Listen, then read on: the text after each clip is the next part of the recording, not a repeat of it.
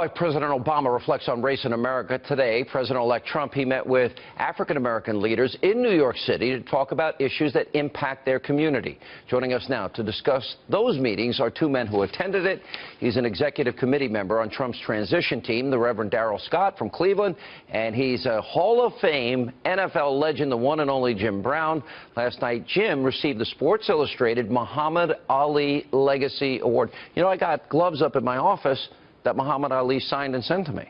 Yeah, he must really like you. By the way, so I want hold up your hands. Okay. Look at his right hand. Pan in on his right hand. No, that's the left hand. Your right one. Yeah. Well, it's both. No, show him the pinky. Look at the pinky. Look at how those hands. Is that all from football? Yes. Man, did you bust them like 20 times each? Hey, look, I was busting something else, too. I was just getting busted. You know, Pastor, you and I have been friends now. We've become friends over this campaign. I had the honor of hanging out with you last night, and we're talking religion and politics. We're having a good time, but we also spent a lot of time talking about the black community. And one of the things I suggest, and I know Donald Trump's talked about it because I've talked to him about it, and you have. So if we're going to take in $3 trillion repatriated money from multinational corporations at 10%. Why don't we lower it to 5 or 6 and tell those companies to invest in your city of Cleveland, in Milwaukee, in Detroit, and Philadelphia? If you add to that education sent back to the communities and choice and competition for those dollars, because top-down education isn't working and inner-city schools have been impacted negatively the worst, wouldn't that help go a long way to showing that government can help the black community? Absolutely. I mean, we felt disconnected by the government. We felt disconnected by whatever presidential administrations. It seems like we're forgotten people, a forgotten race. And we Every 4 years, they come calling for votes. Right, and right now, you know, especially during this last election, we presented a picture of oppression. That, you know, we even referred to whites as the oppressor. And so that puts a mentality that needs to be dealt with before we can make some positive change. What do you think when Obama says that America by no means has overcome the legacies of slavery, Jim Crow, colonialism, racism, and that those who favor welfare cuts are racist? What is he talking about? This country elected him in massive numbers. Yeah, well, once again, that speaks to the mindset. I mean, welfare should never be a goal. Welfare was meant to be assistance until you were able to make a positive change in your life. It was never supposed to be a lifestyle. We should never have second, third, fourth, fifth generation welfare recipients in America of any nationality. Jim Brown, if Donald Trump follows up and brings economic development specifically into inner city America that needs it the most, if he gives parents whose kids have been suffering in inferior schools the choice to send them to more competitive schools, would that go a long way to getting away from this, I guess, the 90% of black America that always votes Democrat? That's a very tricky statement. That's not a tricky question. That's an easy question. Well, I tell you, naturally, well, let me put it this way. The president-elect have already said that he's in.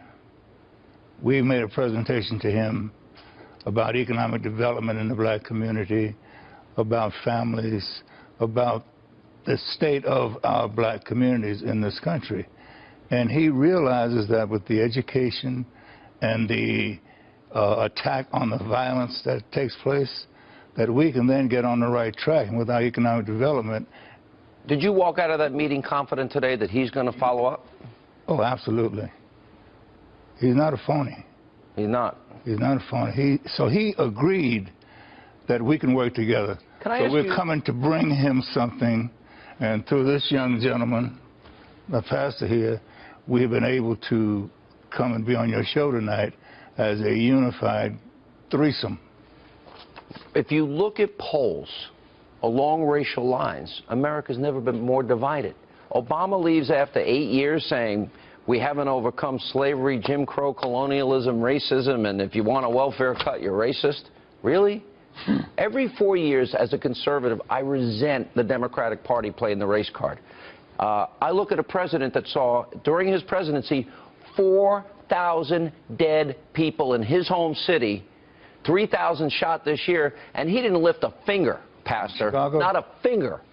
Well, one of the reasons we had our meeting with the president-elect today is, you know, Jim Brown has a program that's been very effective over the years that can address this situation. Now, Mr. Trump made promises to the African-American community. What do you have to lose? Give me a chance.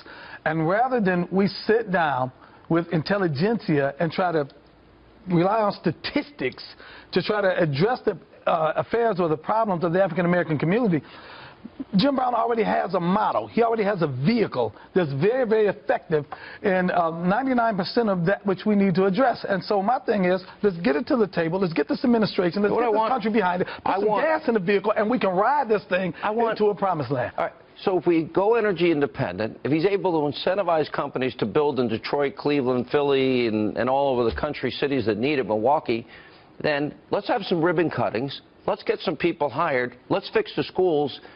And I say a lot of your problems go away. You agree? Absolutely. So I should be president. But Okay. here's the deal. What? You're talking about it. This is your job to talk. We have to go out and implement it. I agree. No, I'm not just But talking. this is a tremendous. Well, okay, then you're part of it. But this is the beginning All right. of a different attitude, because this young man has positioned the president in a position that he will be able to utilize so many of our great athletes and our great entertainers. To help. You know, here it is. Right, to help. But the best part is he's talking to you now after he won. Of course. Right? Yes. So that to me is a good sign. And you know what? By the way, do you still want me to preach at the pulpit in your January 15th. But he's preaching right now. Yeah. I am not preaching right now. What do you mean I'm preaching right now? January the 15th. Listen, You Sean have your Hannity. own idea about it, which is good. Here's what I believe. I believe that every child is a child of God. This is my message. Education means to bring forth from within, and we have destroyed so much talent of young people because we have not fed and given them the water and the light that they need to grow into what they could be, what God created them to be. We are sitting here. Yeah, I know. To help. Yes. That's why I invited you. Thank you. And you know this, man.